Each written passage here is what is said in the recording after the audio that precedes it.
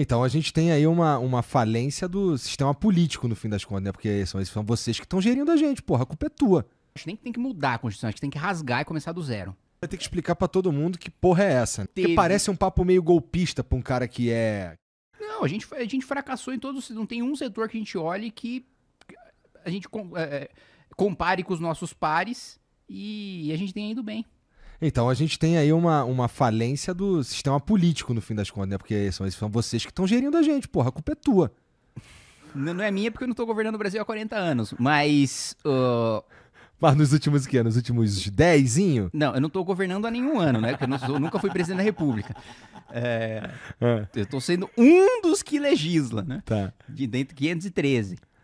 Se eu fosse líder de um partido que tivesse 257 deputados, não precisa nem ter 308, que é o quórum pra aprovar a PEC, pra mudar a Constituição. Se tiver 257, meu amigo, você ia ver. Você ia Tá. ver Puta. Mudar a Constituição é uma das paradas que tu acha que tem que acontecer? Não, acho nem que tem que mudar a Constituição, acho que tem que rasgar e começar do zero.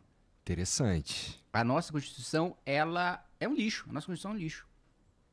A nossa Constituição levou a gente ao fracasso institucional, político, econômico, social que a gente vive hoje, né? Olha, por exemplo, a gente tem muito debate sobre os abusos do Supremo, né? Aham. E aí eu vejo, às vezes, muita gente bolsonarista, por exemplo, falar, não, precisa derrubar o Alexandre de Moraes. Mas a questão não é o Alexandre de Moraes ou qualquer outro ministro do Supremo. O nosso Supremo Tribunal Federal, ele é muito poderoso. Pela própria Constituição. Se ninguém abusasse do seu próprio poder, o nosso Supremo Tribunal Federal ainda assim seria muito poderoso. Pelo primeiro ponto, que também é uma das razões pelas quais a gente é um desastre em praticamente toda a política pública. Ah. Tudo está na Constituição. Toda a política pública está na Constituição. Saúde está na Constituição, educação está na Constituição, previdência está na Constituição, lei de transporte tá na Constituição, lei tributária está na Constituição, sei lá, o Colégio Pedro II no Rio de Janeiro está na Constituição.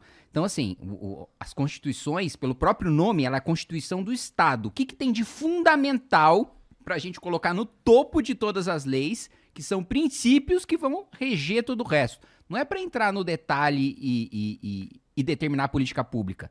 A política pública é para lei ordinária. E qual que é a dificuldade disso? Primeiro, a gente está falando do Supremo. Aham. Se tudo está na Constituição, o Supremo vai decidir sobre tudo. O Supremo vai ser provocado sobre judicialização de saúde. O Supremo vai ser provocado sobre piso do magistério que não está sendo pago pelos municípios. O Supremo vai ser provocado sobre legislação tributária. E aí, a gente tem um Supremo que decide sobre tudo, né? Ao mesmo tempo que a gente também tem um número de legitimados, que são aquelas pessoas que têm o poder de levar uma questão para o Supremo, gigantesco. Não tem nenhum outro país em que tantas pessoas tenham o poder de levar uma lei para ser julgada no Supremo do que o Brasil. No Brasil, qualquer partido com um deputado ou um senador pode provocar o Supremo. Então vamos supor que a gente aprove uma lei com 512 votos. Só um cara votou contra. E vamos supor que esse cara seja o único deputado do partido dele. Esse cara provoca o Supremo e derruba a lei que 512 aprovaram. Isso não existe no mundo desenvolvido, né? Mas, entidade de classe de âmbito nacional, sindicato, provoca o Supremo. Então, entra com ação de inconstitucionalidade. Qualquer associação de atuação nacional provoca o Supremo. Qualquer governador provoca o Supremo. Qualquer mesa de Assembleia Legislativa provoca o Supremo. Então, assim, uma das desculpas, né, que eu vejo ministros utilizarem mas a gente nunca toma iniciativa de nada. O Supremo não age de ofício. O Supremo não acorda e diz, olha, eu vou julgar tal lei. Eu vou julgar marco temporal. Eu vou julgar aborto. Eu vou julgar droga. O Supremo sempre é provocado. Só que essa desculpa é muito confortável, porque o Supremo é provocado sobre tudo, porque todo mundo pode provocar e sobre todos os temas. Entendi. Então, esse é um ponto. E o outro ponto, por que é difícil fazer política pública de educação, de saúde, tributária no Brasil? Porque em qualquer país desenvolvido, democracia, você governa com 50% mais um. Você governa com maioria absoluta. Né? O primeiro-ministro, né, é eleito num regime parlamentarista, né? A maior parte dos países europeus são parlamentaristas, quando o partido consegue 50% mais um, certo? E aí, com 50% mais um, ele muda a política pública que ele quiser e governa, né? No Brasil, não. Como tudo está na Constituição, se você tem 257, você não governa. Você precisa ter mais de 308, que é o número de deputados necessários para você mudar a Constituição. E com uma margem de erro ainda, né? Você precisa ter uns 350, 400, que é para não ter susto. Todo governo muda a Constituição. Todo governo muda a Constituição. Eu tive em 2019 em missão no Japão, né? Ah. E Primeiro tem uma coisa engraçada que eu fui conversar, estava no meu primeiro mandato, né, 2019, e aí o pessoal da missão falou, ó, tem uma comitiva jovem aí e tal, né, vocês do Brasil, então vamos levar vocês também para a primeira conversa que vocês vão ter, vão ser com políticos jovens do Japão, né. E aí eu conversando lá com um deputado japonês, e ele falando, pô, é difícil aqui pra mim, né? Porque esse aqui é o meu primeiro mandato e eu sou muito novo, né? Então as pessoas não me levam a sério. É difícil eu ter credibilidade aqui dentro pra levar os meus projetos pra frente. E eu perguntei, mas quantos anos você tem? Ele, 45. E aí ele, e você? Aí eu, 23. E ele falou, meu, que 23? Você não nem disputa a eleição. Pra ter a diferença de que, né, lá as pessoas, no Japão, as pessoas veem as pessoas mais velhas com muito mais respeito, com muito mais deferência, né, do que, não só no Brasil, mas nos países ocidentais, acho que por mais que uns respeitem mais, né, não chega no patamar de lá. Mas por que eu falei do Japão? Porque um diálogo que eu tive, que foi até com o Taro Aso. Taro Aso, quando eu fui, ele era ministro das Finanças e ele já foi primeiro-ministro do Japão. Esse mais velho, né? E ele é mais velho. E ele sempre faz questão de... ele sempre faz questão de receber comitivas brasileiras, porque ele passou um período aqui no Brasil. Um cara muito influente lá no partido, né? Foi primeiro-ministro, né? Aí, uma coisa curiosa também, né? Quando eu cheguei lá, tal, tem um costume, né? No Japão de... Principalmente, né, entre autoridades, né, na diplomacia. Na primeira vez que você encontra uma pessoa, quando você conhece uma pessoa, você dá um presente pra ela, né? E aí, o Taro Aso falou, olha, o nosso sistema de inteligência faz o levantamento de todo mundo, como qualquer país, né? Eu pensei, no Brasil, sistema de inteligência. Aí, o sistema de inteligência levanta todo mundo que vem conversar, né, e tal, aqui. E aí, levantou sobre você, né, Kim? E aí, a gente descobriu que você gosta de anime. Então, tá aqui, o meu presente é um álbum ele deu um álbum de figurinhas de One Piece, de Dragon Ball, Nerdão. Muito bom, fiquei muito feliz. E depois, a action figure mais legal que eu tenho foi dada por um vice-ministro do Japão, que é o Odawara, que é uma action figure do Luffy em cima de um... Meu Deus, esqueci a caixa de... Não é caixa de tesouro, é... Baú? Baú, isso, um baú do tesouro e ele com o haki do armamento no braço, assim. Coisa de nerd, não sei nem que porra é um hack do armamento, mas tá bom. Foda-se. Enfim, desculpa, né, se você é uma pessoa de baixa cultura e não sabe o que é um hack do armamento. One Piece eu tô meio por fora mesmo. Mas por que eu falei tudo isso? Porque uma das conversas que eu tive com o Taro Aso foi, então quantas vezes, ele perguntou, né, pra mim, quantas vezes vocês mudaram a Constituição de vocês? Eu falei, mano, nem sei, ministro. Porra, tantas vezes que eu nem sei. Ele, como assim tantas vezes você nem sabe? Todo ano... muda a Constituição. Todo ano muda a Constituição, todo ano muda a Constituição. Eu perguntei, e aí vocês, quantas vezes vocês mudaram? Ele, nenhuma. Então, assim, é claro que é um extremo, né? Mas a regra é você ter a Constituição, você vê a Constituição americana.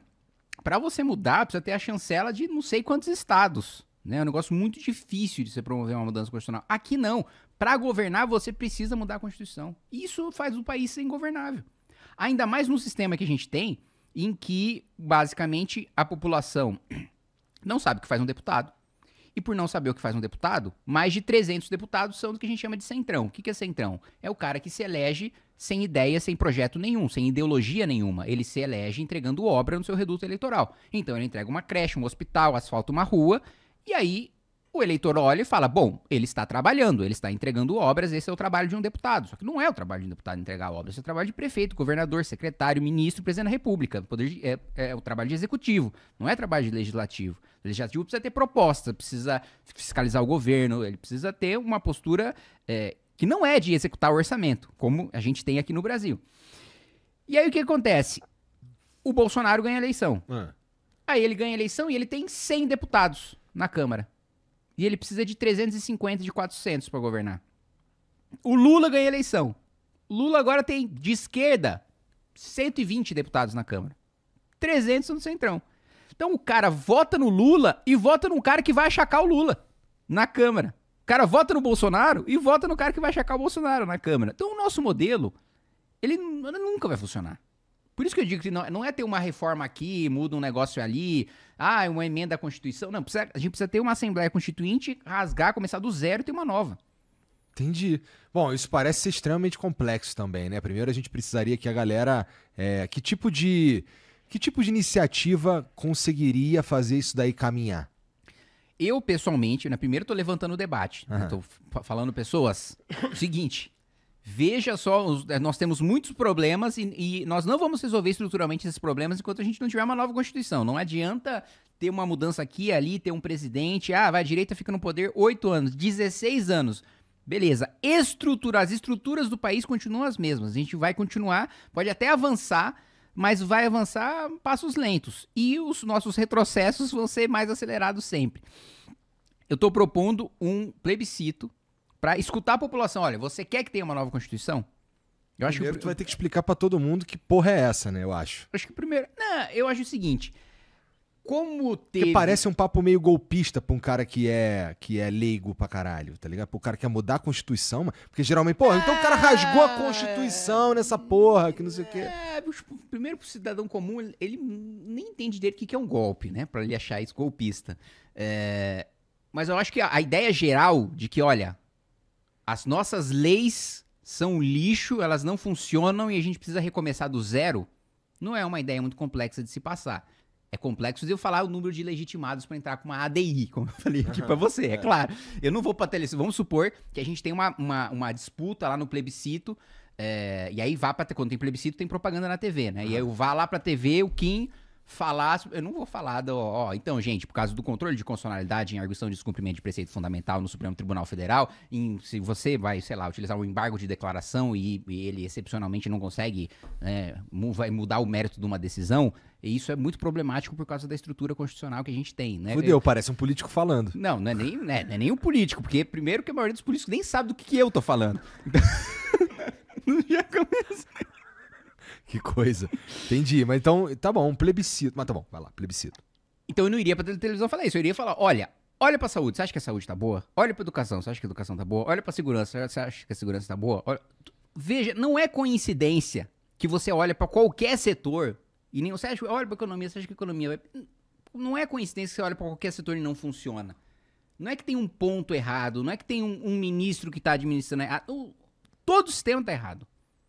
Gostou desse corte? Curta e compartilhe. Não deixe de se inscrever no canal e ativar as notificações.